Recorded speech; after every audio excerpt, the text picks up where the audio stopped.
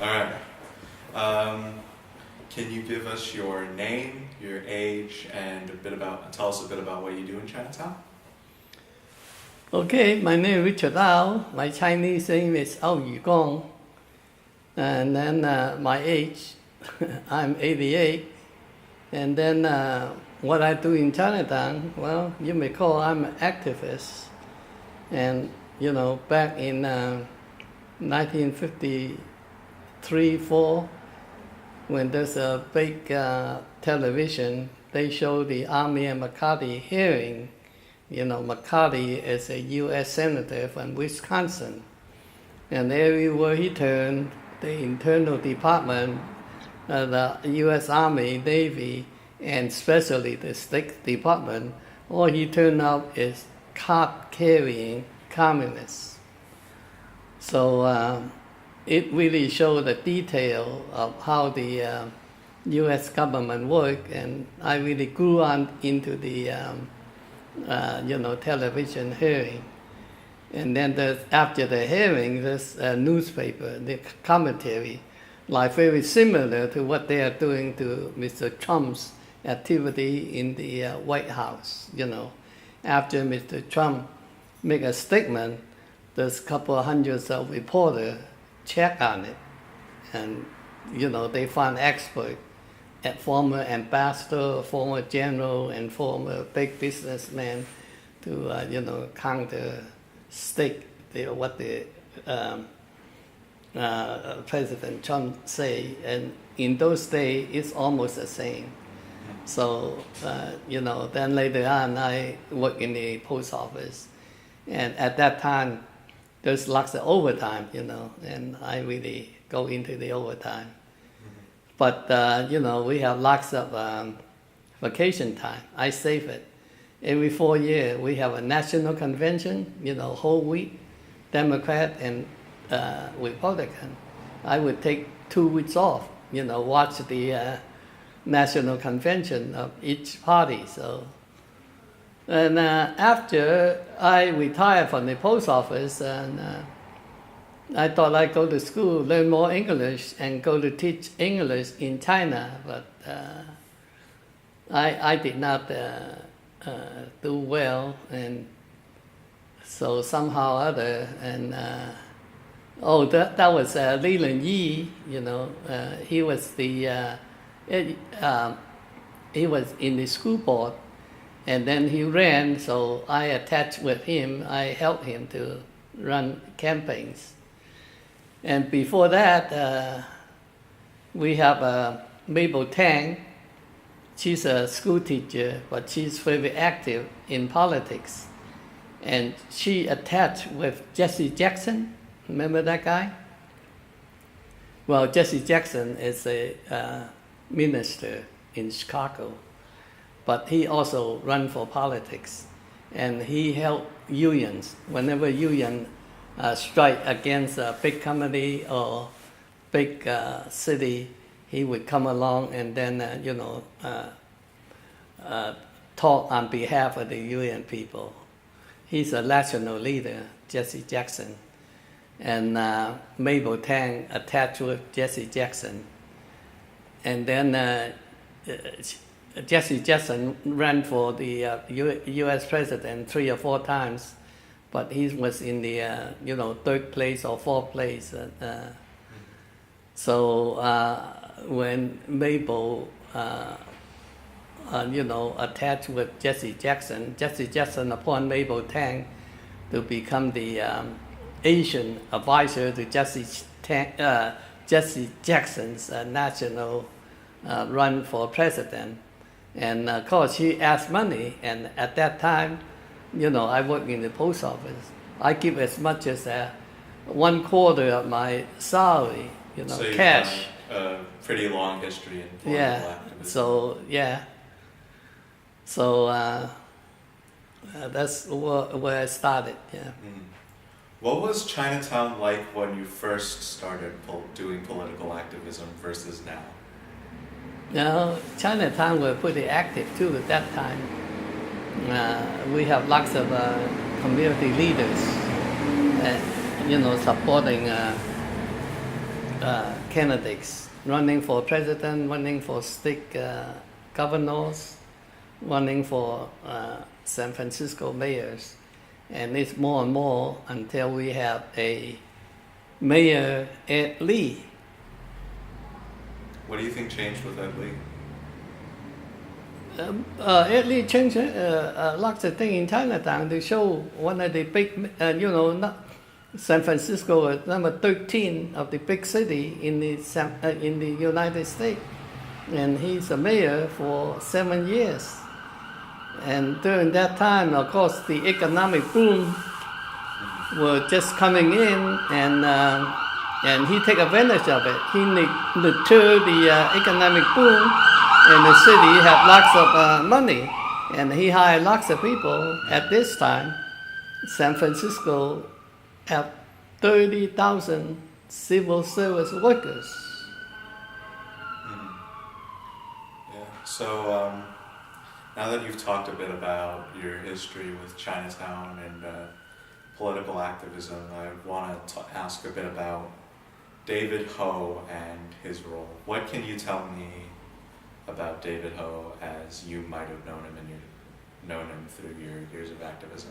Oh yeah, David Ho, worked for the Chinese Community Development Centers as a community contact, and he's doing a good job. And later on, he helped out the candidates. He would do the field work for them, and phone banking, things like that. And he's considered one of the top assistants to Rose Pak. So what was your first reaction when you heard about David Ho's involvement with Barbary Coast then? Well, he was making good. At that time, he had a good reputation that quite a few, like Asher Safai, won the District 11 supervisor. David Ho helped him. And then the James Kim and go back to Chris Daly, quite a few.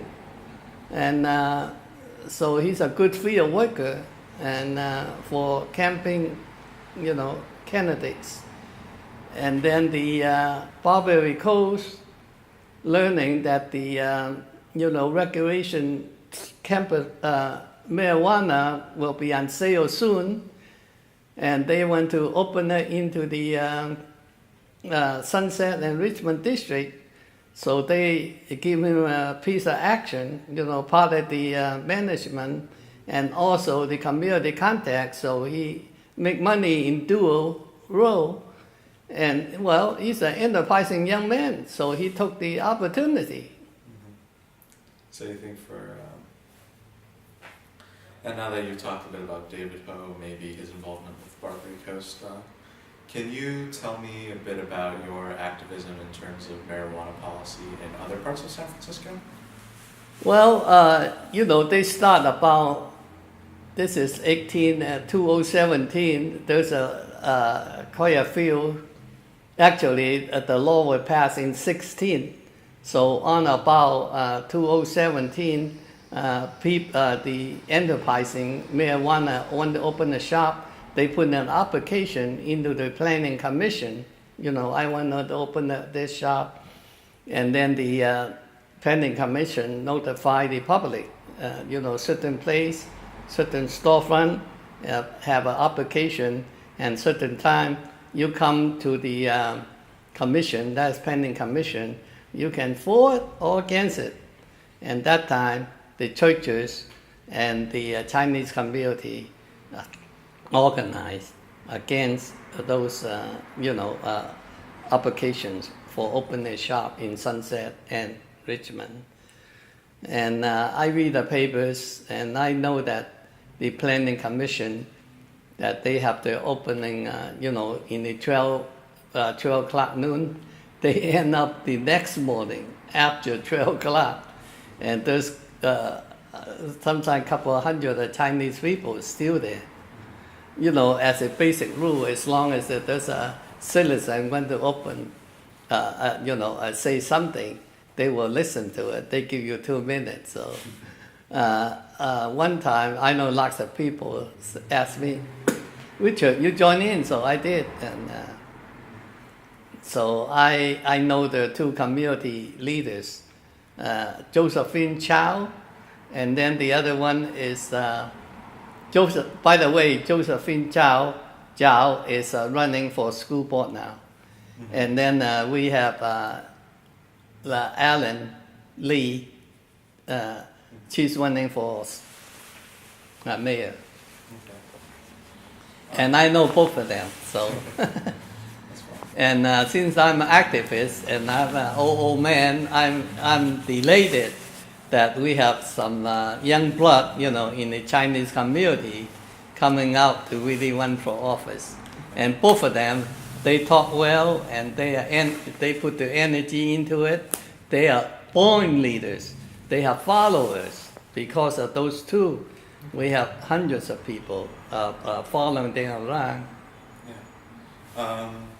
So you mentioned that there would be nearly hundreds of people at these board or supervisory meetings.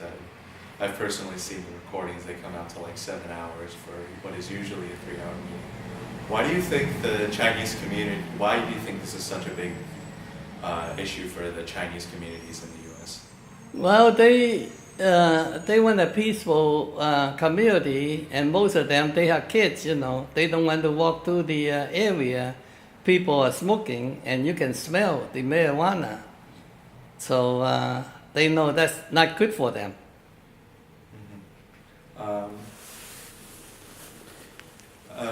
For example, I want to just kind of pivot to some things that were proposed in Barbary Coast's original conditional permit that they got in 2017. Specifically, that they would have amended business hours where they would, I believe, open an hour later and close an hour earlier, stuff like that.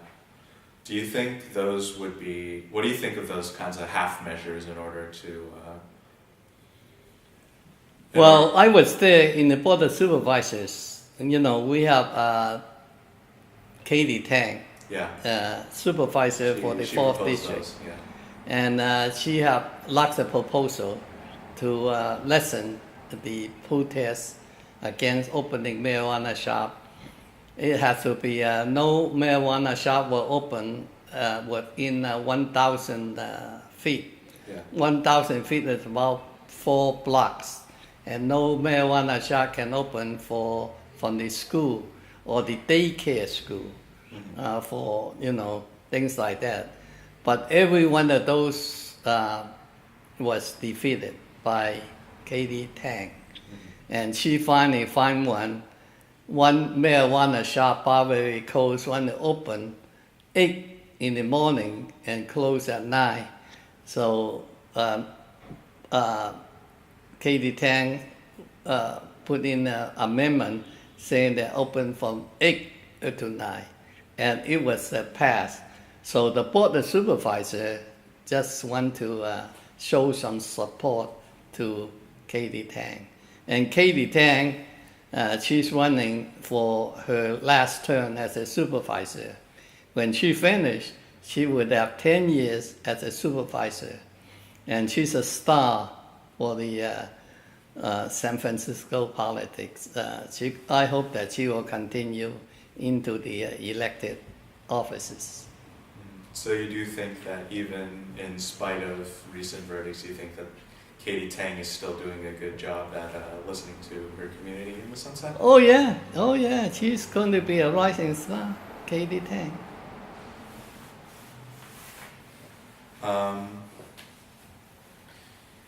Where do you think, let's see. So can you talk a bit about the anti-marijuana activism you've done, so, hold on, let me recast my thoughts. There was another dispensary that tried to open in the Sunset as well, before Barbary Coast. That was the Apothecarium run by Floyd Hoon and Jean Quan. The And former they- mayor of Oakland. Yeah. Why do you think they got denied and Barbary Coast got approved? They are playing games. The supervisor, they tell them that after they approve of the Barbary Coast in Irving, tell the marijuana shop, hey, don't have any idea that you're going to open a closed one. We're going to say no.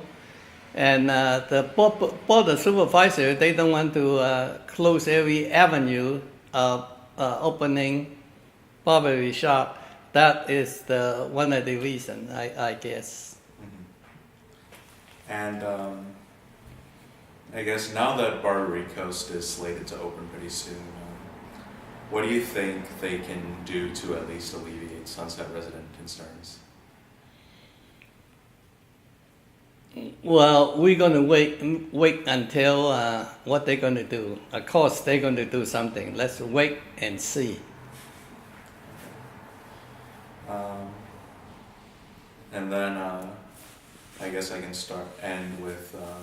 Can I ask a question? Yeah. So why are you personally against legal marijuana? I came from China, and then England and China have been having trades for a long time. And apparently the English people want Chinese good. Silk, make the clothing, and lots of pottery. But the Chinese people don't buy much of English goods. So England conquered India, and India produced opium. So England, have an idea, ship opium to China. And then, when you take opium, what is it? You're addicted. You cannot do without it, And then pretty soon, and if you take too much opium, you just want to lie down and smoke. You're not energetic, you don't produce, and your muscle weak, you cannot work. So that's how China been a poor country. And so those people know the story, know it well. And marijuana is the same thing. The more you smoke, the more you're going to want to smoke. And the goodness, unless you are going to die or something, or, people have AIDS, then they smoke marijuana to relieve. But lots of healthy people, when you smoke, pick up the habit of smoking marijuana, you're going to go into the opiums and crack cocaine and everything else. And the Chinese people, deep in the mind, knows history will, repeat itself. And China suffer from opium. America will suffer from marijuana and opioid. And not only that, there was a 30-page report put out by San Francisco Health Department. From childhood, or even when you are in your mother's womb, if your family smoke marijuana, or even on the street, secondhand marijuana, it's going to hurt the fetus in the stomach.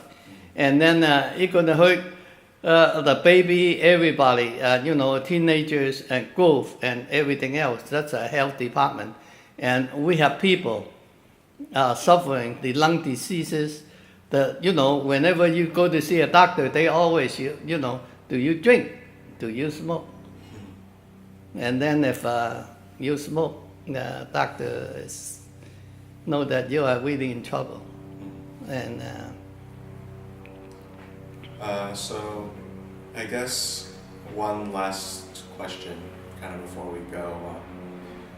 Katie Tang, I remember she said in one of the previous meetings that the Sunset would eventually have to move forward with a dispensary, and that kind of resonated now that Prop 64 has passed. And you've kind of gone on about how there might not be a medical dispensary in Chinatown now, but there's the possibility of it in the near future. Do you think it would be too outlandish to say that Chinatown would eventually have to have a dispensary? Well, some place called to Chinatown. After living in San Francisco more than 70 years and knowing a little bit about politics, you see, very close. It's very close. Very close to Chinatown, this marijuana shop will open. That's my opinion. Do you think one will ever open inside of Chinatown? Not for a while, No. but very close to Chinatown, there will be a application going on, and there will be a big, protest. You can protest whatever you want. The final call is on the how many votes in the board of supervisors. Do you think the Chinese community will ever change its mind about marijuana? The Chinese will not change their mind. Why do you think they won't? I'm not going to change my mind. I think I am part of the Chinese community. But as the Chinese community starts to get... Well, I have lots of contact with the community. I go to drink lots of coffee, have lunch, and banquets, and other events with the Chinese community. Okay. Yeah, I think we're good. Yeah, I think we're good. Thank you very much. Yeah, So thank you. That's thank good. you for coffee, for waiting for us to set up, and all Okay, of be your, all sure your that you pick up everything. yeah, we got I Yeah, don't. stuff. You want leave something? I don't. Other people come here. Yeah, be sure that you pick up everything, Yeah. and then Thank you. take my microphone out, please. Yeah, gotcha. Yeah.